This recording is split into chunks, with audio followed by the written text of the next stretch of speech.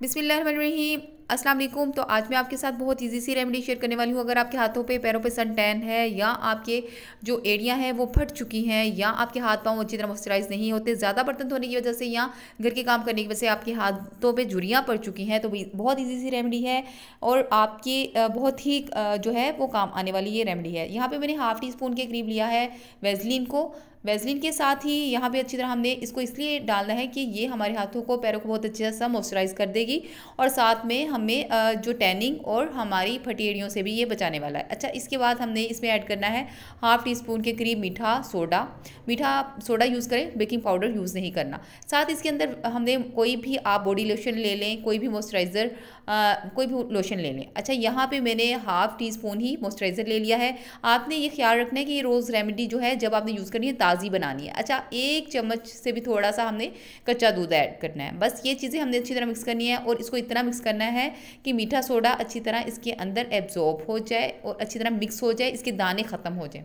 ठीक है, ये सारी चीज़ें आपस में यकजान हो जानी चाहिए। बहुत अच्छी तरह आपने इसको मिक्स करना है। मेरा ये चम्मच की मदद से अच्छी तरह मिक्स नहीं हो रहा था, मैंने इसको बाद में हाथ की मदद से मिक्स करना शुरू कर दिया। अच्छा, अच्छी तरह आपने इसको मिक्स कर लेना है। बहुत इजी सी रेमेडी है। अगर आपके हाथ पाँव पे बहुत ज़्यादा टैनिंग है तो रोज़ाना यूज़ कर सकती हैं। अगर आपके जो है ज़्यादा टैनिंग नहीं है और सेंसिटिव हाथ पैर हैं तो आप इसको हफ्ते में 1 या 2 बार भी यूज़ कर सकती हैं। अच्छा, इसमें आपने ये जो है रेमेडी ये बच्चियाँ भी यूज़ कर सकती हैं, स्कूल गोइंग बच्चियाँ या कॉलेज गोइंग बच्चियाँ भी ये यूज़ कर सकती हैं। ये सिर्फ हाथ पैरों के लिए ही है, इसको मुँह पे अप्लाई नहीं करना।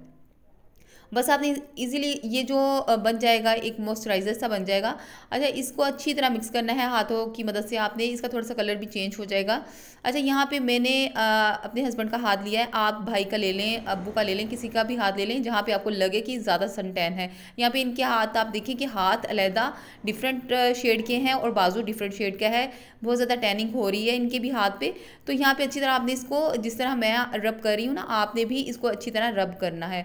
अच्छी तरह रब करने के बाद आपने क्या करना है, जब ये एब्जॉर्ब होना शुरू हो जाएगा तो आपने इसको कवर कर देना है किसी भी ग्लव की मदद से। अगर ग्लव नहीं है तो शॉपिंग बैग की मदद से भी आप इसको अच्छी तरह आपने इसको कवर कर लेना है। कवर करने के लिए आपने कोशिश करें कि इसको 3 घंटे तकरीबन इसको कवर करके रखें, ताकि अच्छी तरह इसकी जो भी मैल कुचैल या जो भी इसकी अंदर से अच्छी तरह मॉइस्चराइज हो जाए, जो भी हो गए ये सारा कुछ ख़त्म हो जाए। यहाँ पे आप इजीली देख सकती हैं कि हाथों का कलर कितना डिफरेंट है और बाजू का कलर काफ़ी हद तक डिफरेंट है।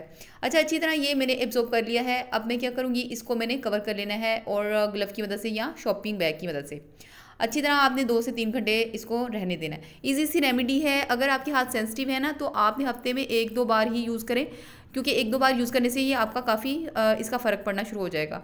और अगर आप इसको कर सकती हैं, रोज़ाना भी यूज़ कर सकती हैं अगर आपके हाथ पैर ज़्यादा सेंसिटिव नहीं है, स्किन ज़्यादा सेंसिटिव नहीं है तो। अच्छा, यहाँ पे देखिए जी, मैंने इसको कवर कर लिया है। अब मैं आपको इसका रिज़ल्ट दिखाऊँगी। ये तकरीबन 15 से 20 मिनट के बाद ही इन्होंने धो लिया था, लेकिन आपने 2 से 3 घंटे इसको लगा रहने देना है। तो यहाँ पे देखिए जी, थोड़ी देर बाद ही इन्होंने फ़ौरन से धो लिया था और रिज़ल्ट आपके सामने है। यहाँ पे देखिए जी, कितना फ़र्क पड़ा है। कुछ भी नहीं किया, सिर्फ 1 बार यूज़ से ही ये सारा आपके साथ रिज़ल्ट है। लाइव आपके साथ इसलिए शेयर किया है कि आप यहाँ पे देख सके। अब बाजू का और हाथ का काफ़ी हद तक जो सेम शेड हो चुका है, नहीं तो ये कितना ज़्यादा डिफरेंस था। तो ये थी मेरी छोटी सी रेमेडी। अगर आपको पसंद है तो लाइक करें, सब्सक्राइब करें, दोस्तों के साथ शेयर करें। थैंक यू, अल्लाह हाफिज़।